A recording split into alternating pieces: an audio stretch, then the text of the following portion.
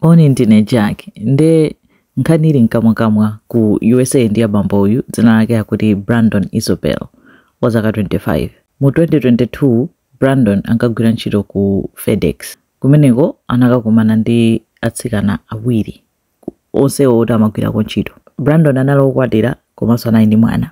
Atapeza kuti wafika ku ntchito kucha anakumana ndi mtsikana wina lake Daniel Hoyle. Daniel anali zaka 27, anali single mom. Anali mwana wa zaka 10. Anapeza kuti Brandon anamufunsira Daniel anayamba kupanga chibwezi. Ali nkati mwa chibwezi, Brandon anayamba kuyenda ndi mtsikana winayo. Dzina lake Artisha Stewart. Nde anali ndi azimayi awiri ku ntchito, masaidi chiki, mkazi wake ku nyumba ndi mwana. Nde Artisha anamva zonena kuti Brandon akuzembera naso ndi Daniel. Onsewa amadziwa kunena kuti Brandon ndi wokwatira, izo analibe nazo ntchito. Koma Artisha amadana nkunena kuti Brandon akuyenda ndi mtsikana wina ku ntchito komweko. Nde anapeza kuti amakangana. Koma samamsiya, pena amakanga ti chibwezi chatha chabwereranso. Nde kuti Brandon amamuuza Artisha kuti iwe ndi mkazi wanga weniweni amene ndizakwatire mtsogolo muno. Ngakhala anali kale pa banja ndi mwana. Koma mbali inayi amayenda naye Daniel. Tsono ali Daniel anawuza mayi ake za chibwezi. Kunena antapeza chibwezi ku ntchito dzina lake Brandon. Ndi anapitiriza kuwawuzanso kunena kuti ndi wokwatira. Koma akuti adzamukwatira iyeyo. Ndi amayi ake anamufunsa kunena kuti iwe ulimba mtima bwanji kuyenda ndi mwamuna wokwatira.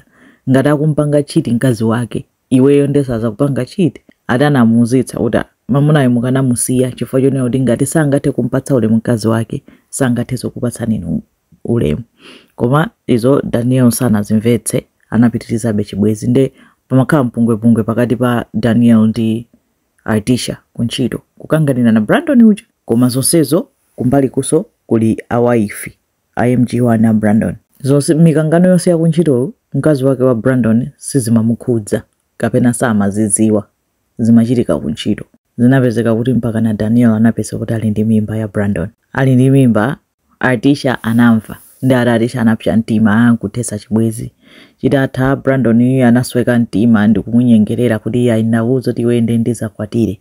Ndi Artisha amalimbikira noti koma ine sindifuna kuti ukhale ndi mwana wina. Ndi amavutana kwambiri. Nkupeza kuti mimba icha imatanibe ikukula masiku nkumapita. Pali ma message onena kuti Brandon ankamulembera Daniel kumuuza ineyo nzaname sindikufuna mwana.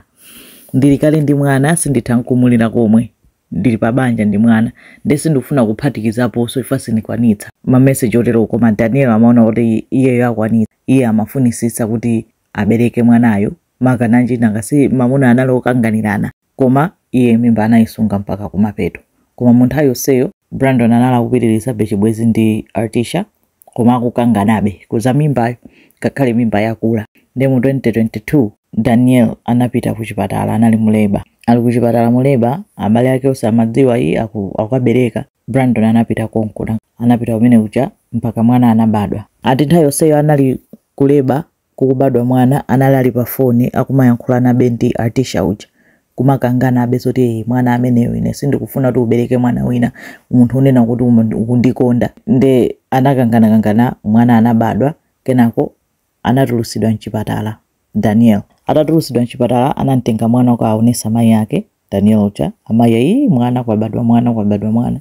Kenako Brandon anamtumizira message Daniel kuti tikakumane, anampasa malo takakumane kwa zi chifana la kukangana ndi Artisha uja sa mwanayo. Ndata anapita kukakumana naye, anatenga mwana anamwika mukasiti kumbuyo kuyendesa gamoto kupita kukakumana naye Brandon pomwe amene kukakumana naye. Atakumana kumeneko Brandon anatulusa mfuti, anamuombera Daniel nkhope ndi mutu, anamupha. Nkumutulusa nkali moto muja kumuyika pambali pena pake pokhanga tipobisika. Kenako anatengamo mwana uja kumbuyo kuchali mukasiti pomuja kumuyika mugamoto mwake.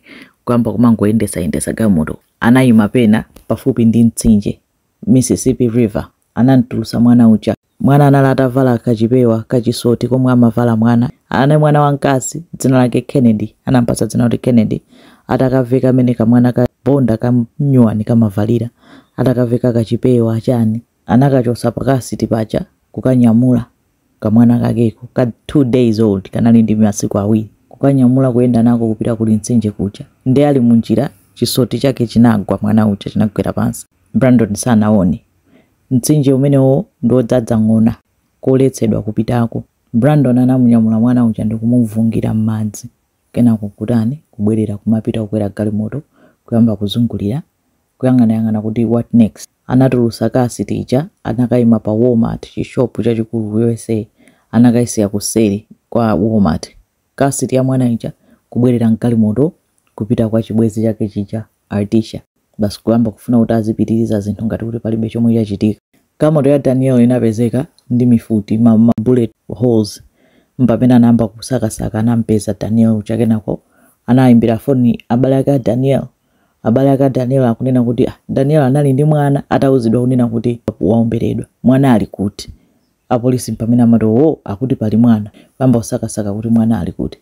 Nde first suspect anakhala Brandon yemwe uja. Anakamugwira Brandon uja.